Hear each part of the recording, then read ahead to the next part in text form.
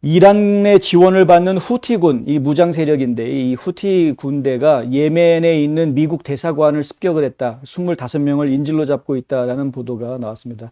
국무부에서 정식으로 어제 저녁에 이제 발표를 했고요.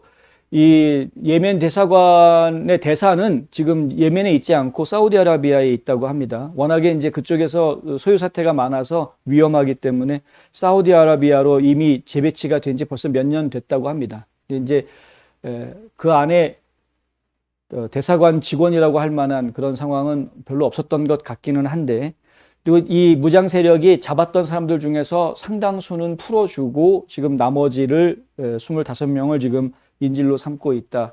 뭐 이렇게 이야기하고 있는 것이고요. 근데 그럼에도 불구하고 미국 국무부 쪽에서 뭐 그 잡혀 있는 사람들 중에 미국인이 없는 것으로 지금 이야기가 나오고는 있습니다만은 사실인지 아닌지 저희는 잘 모르겠고요. 솔직히 말씀드려서 국무부에서는 억류되어져 있는 예멘 직원들이 시설 밖에서 지키고 있었던 보안 요원들이다라고 이야기하고 있는데 그게 전부인지 그러면은 미국 국민은 아닌데요. 근데 그게 전부인지 아닌지 저희 잘 모르겠습니다. 솔직히 믿을 수가 없으니까 이놈의 국무부를. 그리고 이제 공화당 쪽에서는 당장 비판의 목소리가 나왔습니다. 댄 크랜쇼, 이 텍사스주에 있는 하원 의원이죠. 연방 하원 의원. 이 댄 크랜쇼는 참전용사 출신이기도 한데요. 크랜쇼가 뭐라고 얘기하냐면 특정 사람들이 취임할 때 적들은 약점을 느낀다. 바이든이 취임을 하니까 미국이 약해졌구나라고 냄새를 맡았다 이겁니다. 악한 놈들은, 영화에 보면 그런 말 많이 나오지 않습니까? 예? 악한 놈들은 보면은 두려움을 냄새를 맡을 줄 안다 이거죠. 사악한 것들은 꼭 그런 냄새를 맡을 줄 알죠. 두려워하는구나 네가. 네, 그런 냄새를 맡는다. 예, 지금 미국의 대통령이 약한 사람이 취임을 해놓으니까 이것들이 그거를 냄새를 맡고 지금 막 저렇게 덤벼드는 거다. 이렇게 지적을 하고 있는 겁니다. 이 이야기가 미국이 약했던 게 처음이 아니다라는 이야기하고 연결이 되고요.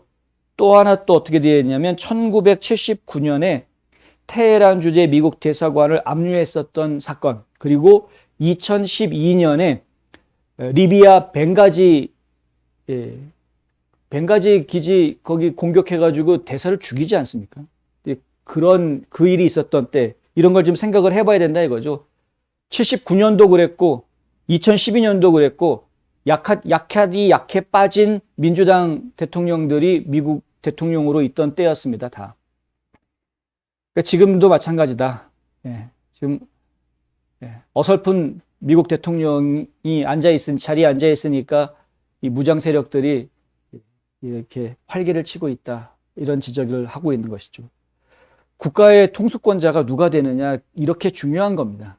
예. 지금 뭐 불행 중 다행이랄까요? 뭐 예멘에서 지금 철수해가지고 다 사우디로 가 있다고 하니까 사우디아라비아로 가 있었기 때문에 대사가 목숨을 잃는 사태로 연결되지는 않았으나 그럴 수도 있었던 것 아니냐.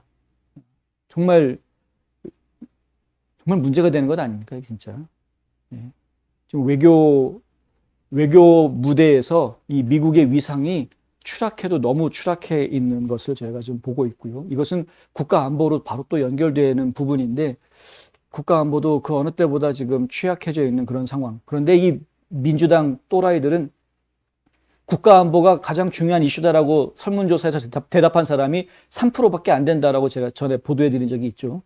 국가 안보가 중요한지 안 중요한지도 모르고 있는 사람들입니다. 그런 사람들이 무슨 나란 일을 얘기를 합니까? 가장 중요한 게 안보입니다. 가장 중요한 게. 내가 살아야 뭐를 할 거 아닙니까? 내가 살아야. 예? 안보가 무너지면 내가 죽는 건데 목숨이 걸려 있는 게 안보 문제입니다. 근데 그 안보 문제가 저 밑바닥에 우선순위에서 제일 마지막 꼬랑지에 붙어 있다라는 게 말이 되냐 이거죠. 3%?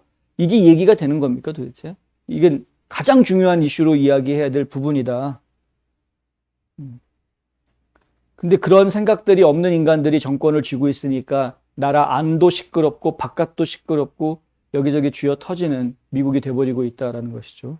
상당히 안타깝게 짝이 없고요. 속상하기 짝이 없고. 이제 그럼에도 불구하고 저희가 감사한 거는 그나마 지금 트럼프를 중심으로 해서 공화당이 많이 개혁되고 있는 이제 그런 상황이 되고 있고요.